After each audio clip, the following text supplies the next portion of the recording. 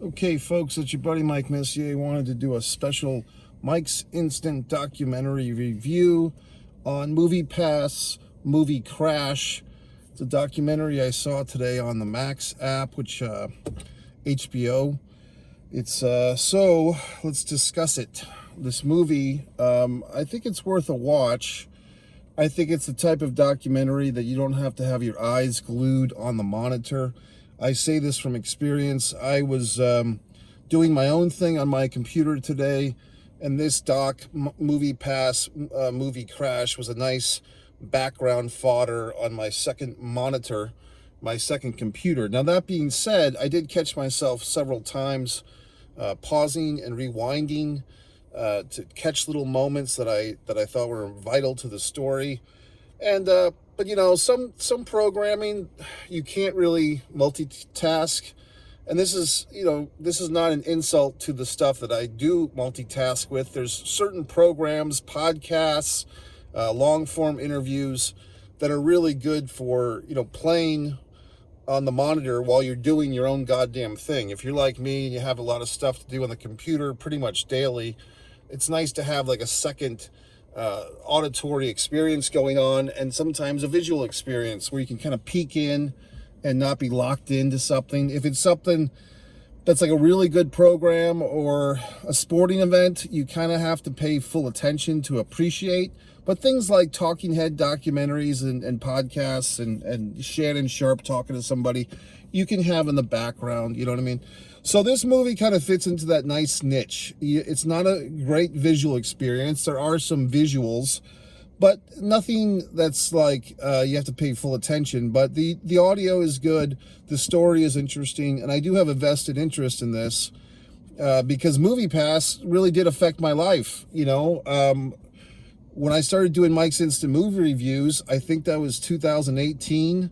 The first Mike's Instant Movie Review was a really bad movie, got severely panned, and I think it was the first time that I used the Movie Pass app. It was some sci-fi movie with a real... Do you mind? Some sci-fi movie with a really bad title, like the Cosmos, whatever the fuck. It was really panned. Most critics didn't like it. I think my review, I said it's not that bad. I think whatever the fuck movie it was, I was like, if they had done a few things differently. And I did a lot of reviews in that era because I started going to the movies so much with Movie Pass. And I was one of those customers. I didn't come on, first thing. I think it was 2018 or maybe late 2017. I got Movie Pass, the app. If you're wondering, what is Movie Pass, Mike? Well, basically, this is going back about 10 years. And that's what the documentary tells you if you missed the boat on Movie Pass. It was an app. It was a paid service where you'd pay a monthly fee. First, it was like, I think, $49. Then it got reduced down to $10, and they had other prices in between. And basically, you could see, with some asterisk, every movie you wanted for the month in the theater. And basically, the people that made this app, the idea was they were fronting you, they were purchasing your ticket for you, and they were losing money. Their business model was pretty screwed up because they were like, we're going to lose money for 2 or 3 years, but we're going to get it all back selling the analytics. Like, basically, once you're using the app, you're, one of those terms, and what are the fucks? The terms that we all like sign, we all push the little button, but we don't read. Well, I guess the terms were you're giving up all your information, all your movie-going habits, blah, blah, blah. You were giving to this app, to this system, so they could foster your information, and you'd be part of the machine for these app designers to sell your info to whoever the fuck, to film advertisers, most likely. Now, here's the thing. That business model wasn't particularly going to work because by the time they got around to selling all these analytics, this company was losing fist over ass because the movie chain theaters weren't really going along with it, and the film distributors had nothing to do with it.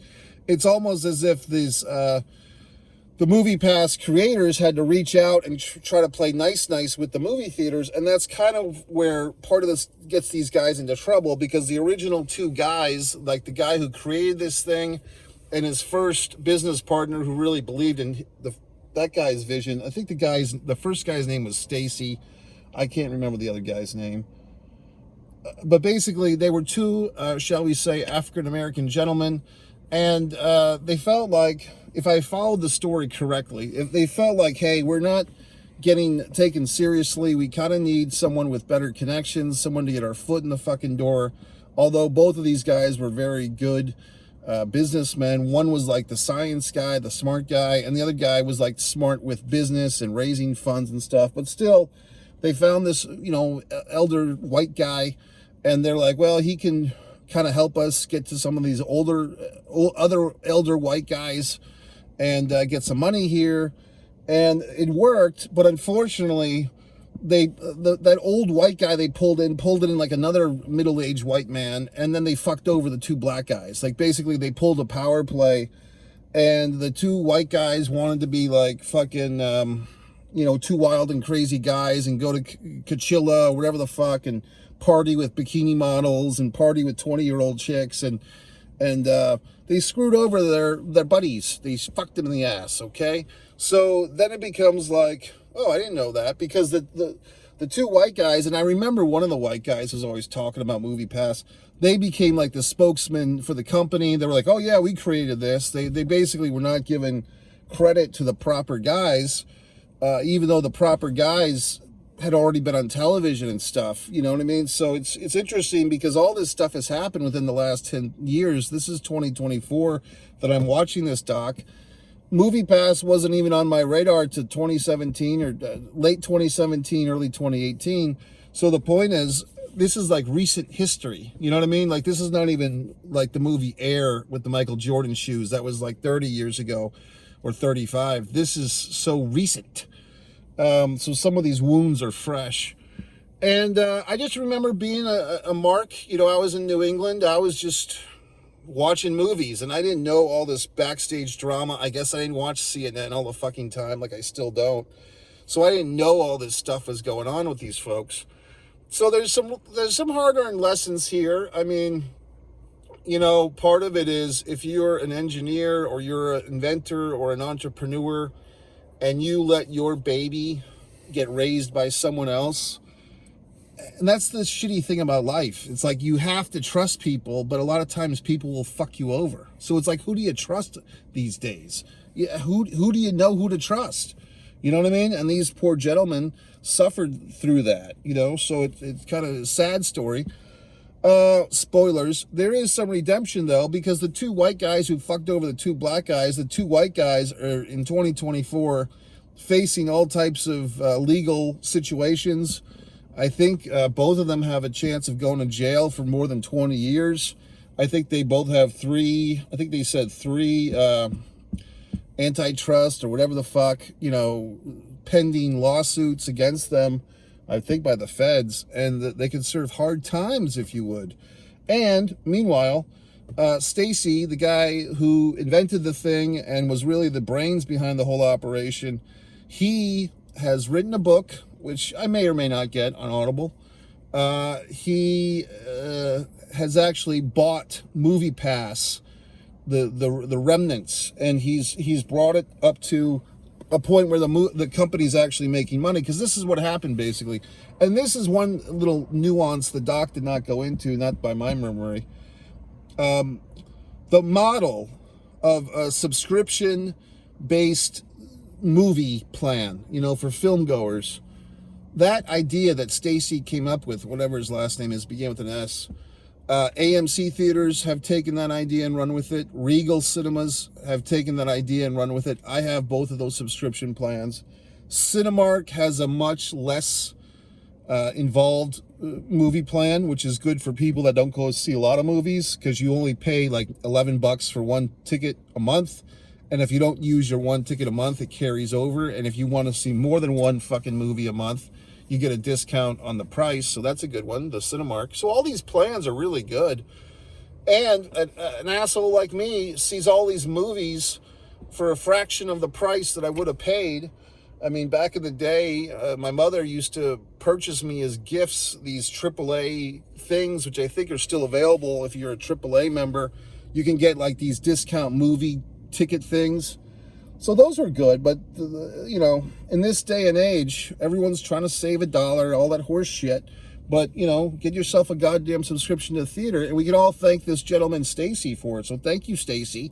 Because of you and your ingeniousness, I've gone to all these movies, and all these fine folks out here have enjoyed Mike's Instant Movie Reviews for 5 or 6 years now. You might be saying, well, gee whiz, Mike, I want to watch every single Mike's Instant Movie Review there is.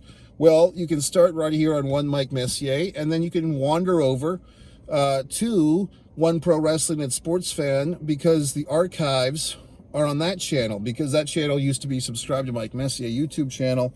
And then I broke up my own little dynasty on that channel to provide you with this One Mike Messier. There is One Man and a Camera Films, which has my TV show Messier Mantra and all of my wonderful programming, my wonderful short films, my wonderful feature film Blood Sugar Sedace. That's One Man and a Camera Films. And then, of course, the One Pro Wrestling and Sports Fan has all the remnants, and as well as my pro wrestling and sports takes. Recently had a big UFC thing. Justin Gaethje getting poked in the eye was a controversial one, and so forth. So I do say this is a good documentary. Is this a great documentary? I don't think so. I mean, I think this is they did, you know, when I say that, it's because the story in some regard is pretty straightforward. If you remembered something called Capturing the Freedmans from like 15 years ago, maybe even longer than that, that movie had like a big swerve in it, that documentary. There's been other documentaries that have like a big reveal or a big change, or like, oh my God, I can't believe that. And then, you know, true crime podcasts are actually kind of the master of that, where you think you're hearing about one loser or one criminal, and then like halfway through, but that person was innocent and this other asshole killed somebody. So then you're like, oh shit, I never thought that the post office guy was the killer instead of the school bus driver. You know, so all these things, this fucking documentary is not like we know that the white guys are going to fuck over the black guys. I mean, you know, we're Americans. You know, we've heard that song and dance before. So there's not a whole lot of surprise in this thing, but it's still, you know, it's a good documentary.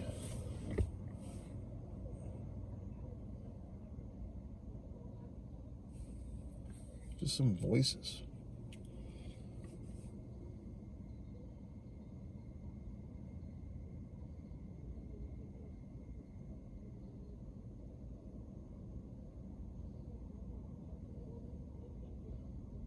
Okay, folks, I think it's okay. It seems like there's some type of discussion going on in this parking lot.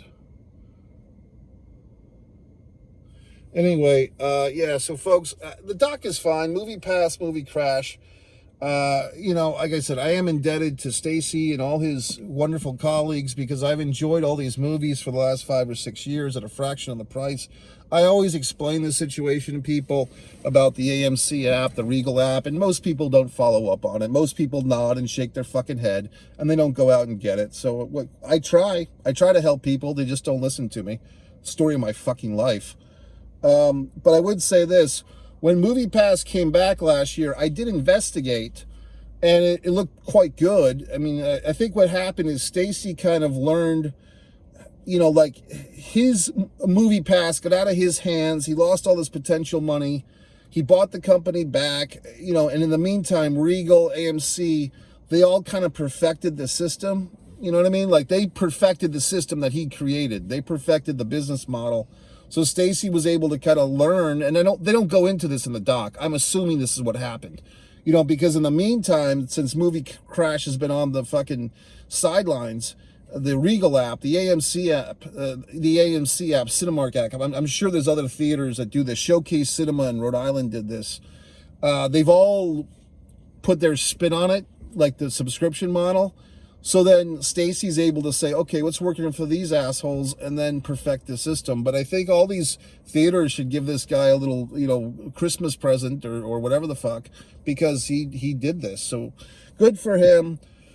MikeMessier.com. I have to investigate. I don't like what's going on in this parking lot. I'm very concerned.